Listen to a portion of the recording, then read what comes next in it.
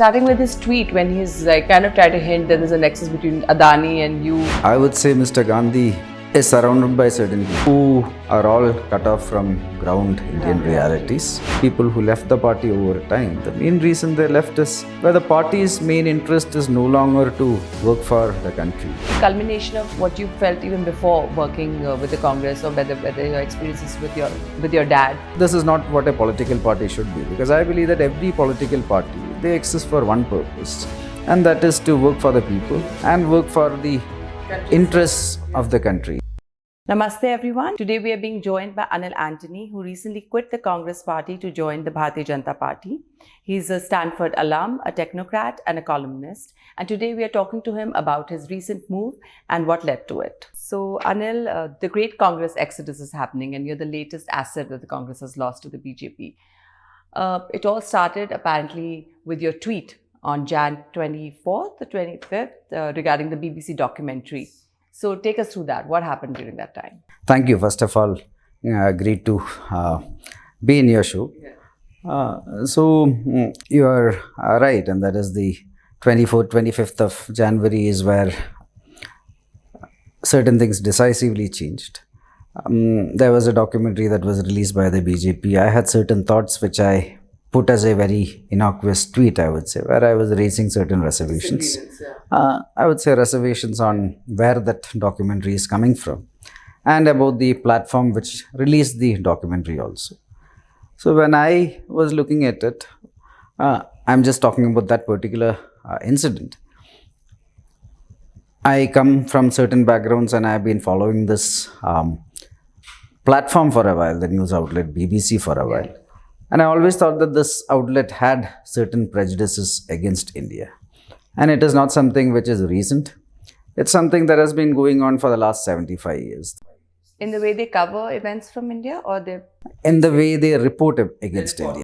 So BBC, ever since we gained independence, they always had tried to portray India in certain light.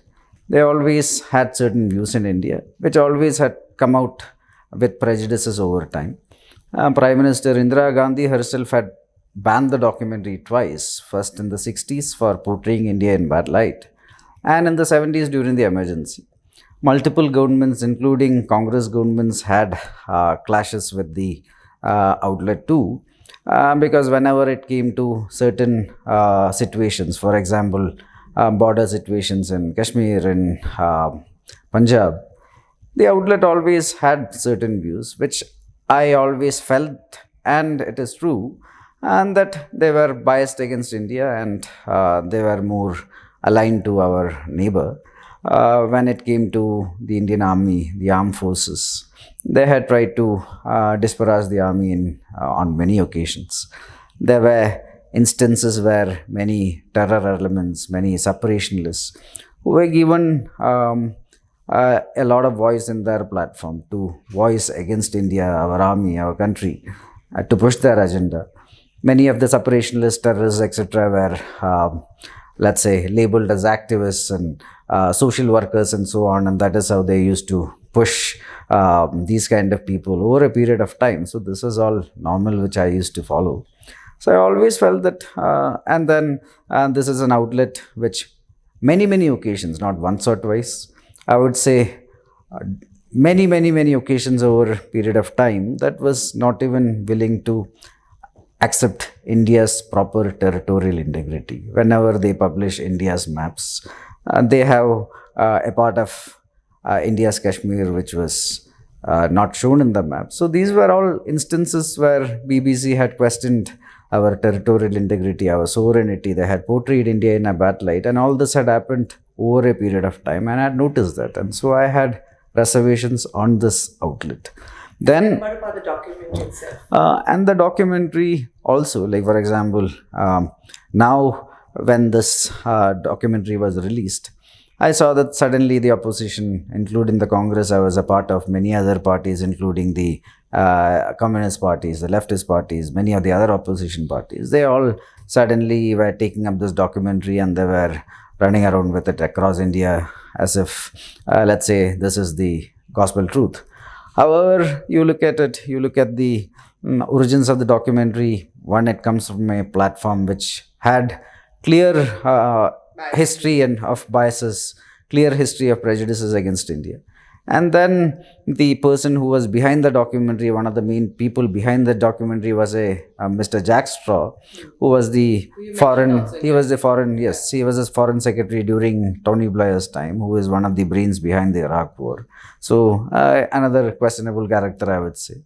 And then even the topic itself was not something which, considering the time, etc., it finally had all the angles which showed that the intention was not good, and I raised that reservation.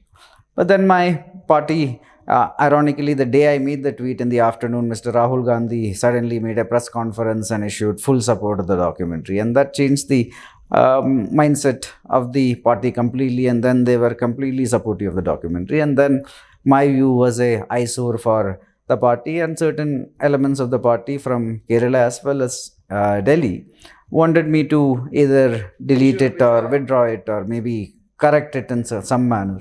But then I refused because I felt that this was my conviction. Was there a lot of pressure? Because then you did tweet about the pressure and the working culture of the Congress. So that was during my resignation. I resigned the next day.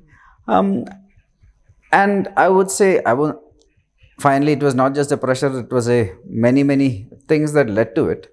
But on that particular day, I decided that this party is not really, let's say, they are willing to align with anti-India forces. Yeah. They are willing to, let's say, compromise our core national interests.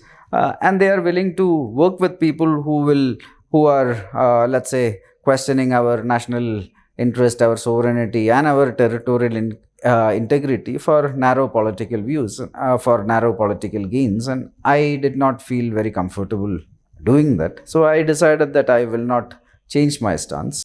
वीको वज्रदंती, शायद इसमें आपको test का मज़ा नहीं मिलेगा, झाग का मज़ा नहीं मिलेगा. अब आप सोचेंगे तो मिलेगा क्या? असर कम प्रॉब्लम्स पर. इसकी 18 जड़ी बूटियाँ स्वोलन गम्स, ब्लीडिंग गम्स जैसे प्रॉब्लम्स को रखिए दूर और दांतों को रखिए हेल्दी. मज़ा नहीं, असर.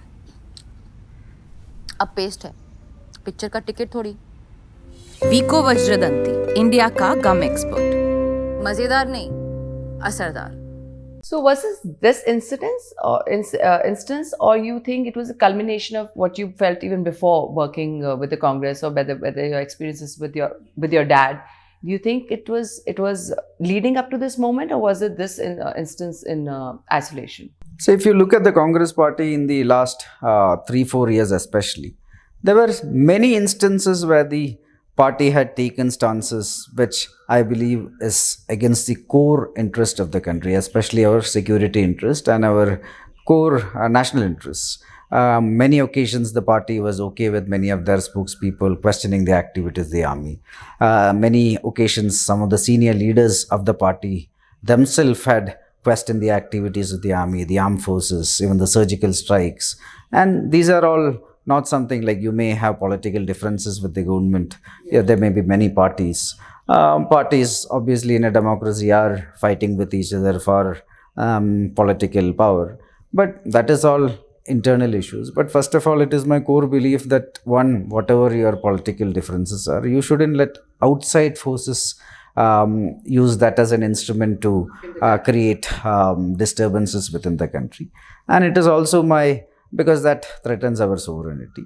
And it is also my core belief that we shouldn't let political differences ever compromise national interests, especially core national interests. And here you are having an organization that I have been a part of for a long time, but especially in the recent times, that party is repeatedly compromising the core national interests. You are compromising our security interests. You are willing to work with people who are trying to create disturbances within the country, divide the country. And even after the documentary, there was an incident where the Congress's tallest leader, the former president, Mr. Rahul Gandhi, went to Cambridge University. And again, he was making certain statements which I would say is completely uncalled for, because First of all, it's very ironic that he is a former president of a party which is India's oldest national party, which Mahatma Gandhi had created, which he had made it into, which had fought for India's independence and from the British of all the people. And here is a former president who is then going straight to Great Britain in one of the universities there, and yes, and then saying that India doesn't have democracy, which itself I think is outrageous, that claim. And then you are saying that since India doesn't have democracy, so he is actually asking other countries to intervene, or he is asking other countries to act on it. And I feel these kind of things are absolutely outrageous. And this is not what a political party should be, because I believe that every political party, they exist for one purpose, and that is to work for the people and work for the interests of the country, like forward the country's interests, security interests, strategic interests, economic interests, whatever it is, the country's interest has to be forwarded. And when a political party doesn't do that, first of all, the existence of the party itself become meaningless. And this is what the Congress have become right now, where I've been saying on many occasions after I joined the BJP, that starting with his tweet when he's like kind of try to hint that there's a nexus between Adani and you and everybody else who's quit the party. Do you think he's becoming increasingly aggressive and intolerant? So I would say Mr. Gandhi is surrounded by certain people who are all cut off from ground Indian realities. They are not able to understand this country's political consciousness, the economic consciousness, the cultural consciousness, or the social consciousness of the country. I feel that the party is going more and more. The Congress also at one point of time used to be a centrist party with some views to the left, some views to the right. I myself, when I was in the party, and even when I was growing up, especially when it comes to issues like our national security, our core interest, our foreign policies, etc. Finally, it is not about right or left. It is our country first. Everything is about our nation first. And then here is a person who I believe is going more and more to the extreme French left, and sitting there, everything else, it is a very closed echo chamber. And sitting there, they feel that they are right and everybody else are wrong. And anybody who question them are also wrong, who they feel is working for some vested interests. Even the tweet of Mr. Gandhi I saw, where there was Adani written with some acronyms, and then a few leaders were all mentioned. But that is the mindset where they think that if they don't agree with those views, they believe that everybody are bought over. But this is not a question of anybody being brought over. This is a question of each of us who he mentioned. That is what I believe. And every other people who left the party over time, the main reason they left is they are all good leaders. Captain Saab and Ghulam Nabi Saab, and even Jyotiradittya ji, Hemanta ji, even Kiran Kumar Reddy ji. They all had worked decades for the Congress party at that point of time, and even for a lot of hard work. Why would anybody yes, quit decades. Exactly. And they had contributed a lot for the country. But now the party has reached a stage where the party's main interest is no longer to work for the country. It is no longer to work for the people. That is not the first priority. The priority is to push the well-being and the interest of one particular family and one person. So this is what it is. So people like us, with our experiences, with our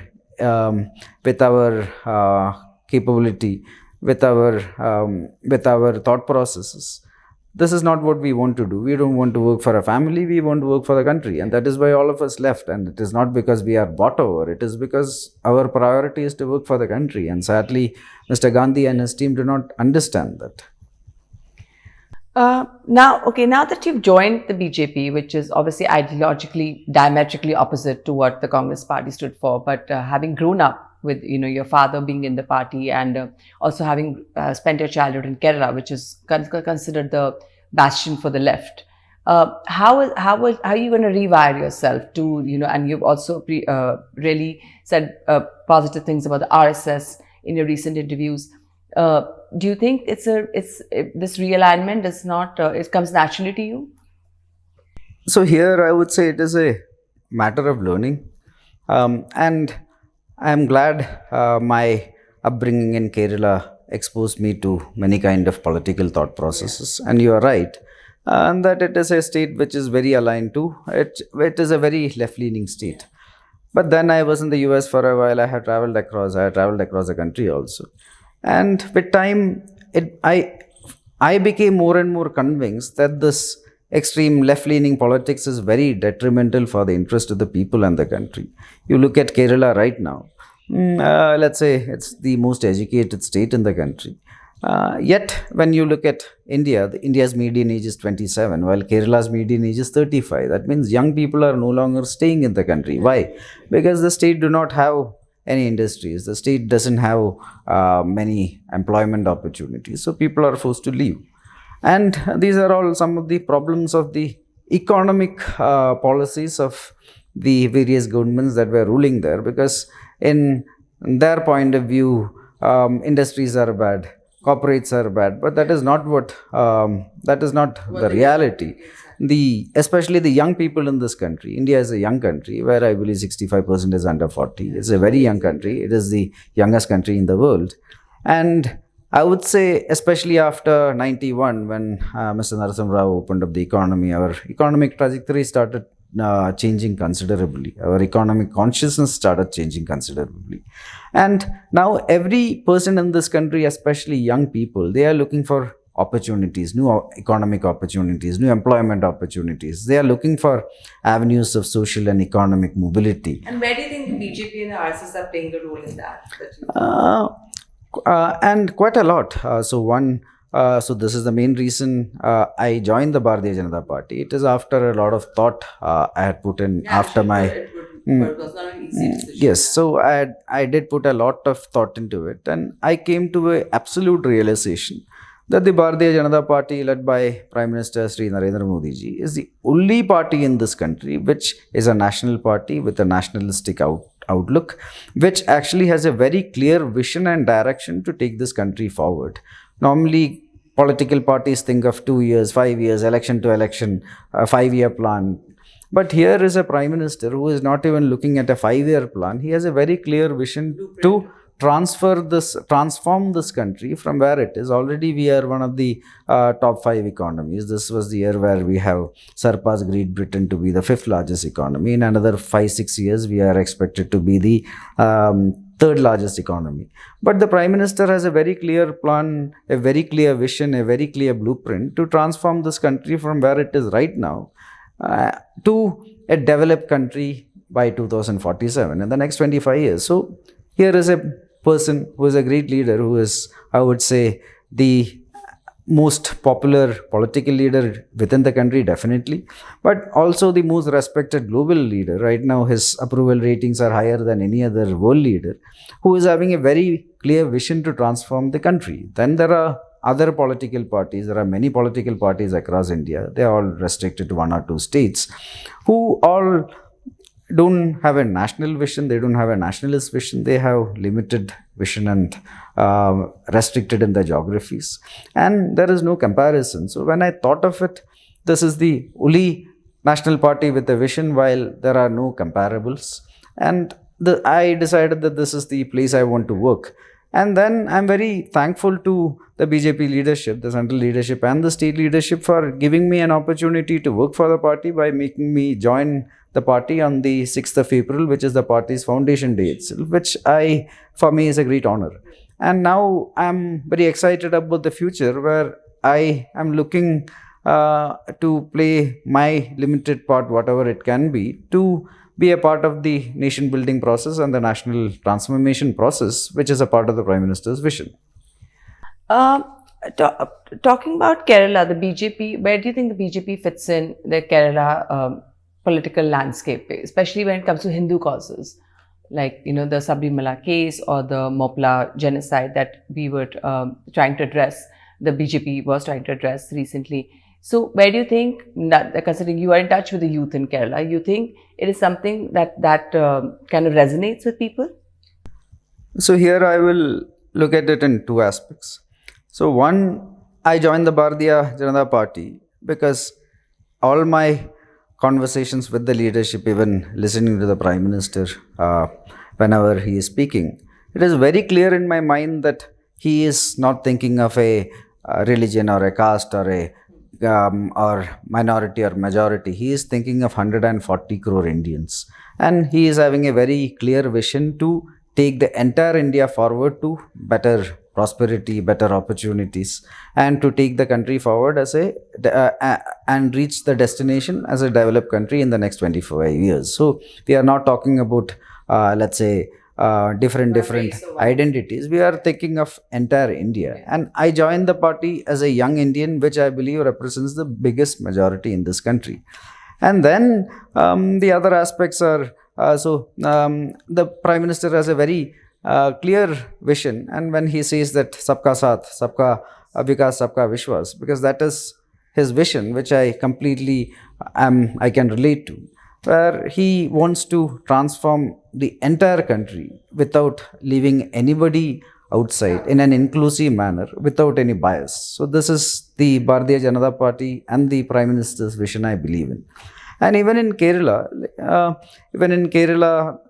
already, like I mentioned, the state has a lot of socio-economic problems. Yes, and that is a state with a lot of young population also, who are very dissatisfied with the current models that are being presented by the other two fronts. So it is only a matter of time before, just like West Bengal and Telangana and Tripura and the other northeastern states, where Bharatiya Janata Party already has a very strong foundation in Kerala. The double-digit vote share is there. It used to be single digits 10 years back. So the party is systematically growing. And it is only a matter of time before more and more people will join the BJP, will work for the BJP, will vote for the BJP, because they will all buy into the Prime Minister's vision. Now you look at the other, now I'll ask about the other causes also, like for example, Sabrimala. So Sabrimala, it is, even when I was in the Congress, my stance was very clear, because Sabrimala, I come from Trivandrum. The temple is only, let's say 40-50 kilometers from where I stay. And most of the believers, etc., a large number of them are from the southern Kerala regions. And you speak to people in that area, even women, who are believers, even if, let's say, anybody tell them to go, they will not go there, because there is a very fixed belief there, and the god associated with the temple, Swami Ayyappa, he is a brahmachari. That is the belief, and there are very specific reasons why women of particular age are not allowed to go there. So now you look at this, these discussions that are happening. There are a bunch of so-called reformers who are, let's say, who thinks it is a gender issue, who are pushing for women to enter, etc. But none of these people, like let's say these reformers and the woman who wants to enter this particular temple, I can assure you that forget this temple, they are not. If were open, they probably wouldn't. Yes, so forget this temple, I would say that they are not the kind of people who will go to any temple. So they are not the people to actually be the reformers there. But the believers there believe something, and it should be up to them to have any reform and not any outsiders. So I think whatever status quo we are having right now is the right thing. And then even the Mopla revolt you mentioned. So that is a very complex, again, it is a very complex part of history, which again, because of Kerala, because of strong leftist influence, a lot of history was slowly whitewashed. This issue came into prominence, I believe, almost 2 years back, because that was a centenary, and the Mopla revolt happened in 1921, and 2021 was the 100th year. So this is when once again the conversation started. But you go back in time, let's say you go back in 1921, that point of time itself, this was a very contentious issue. There are many aspects to it.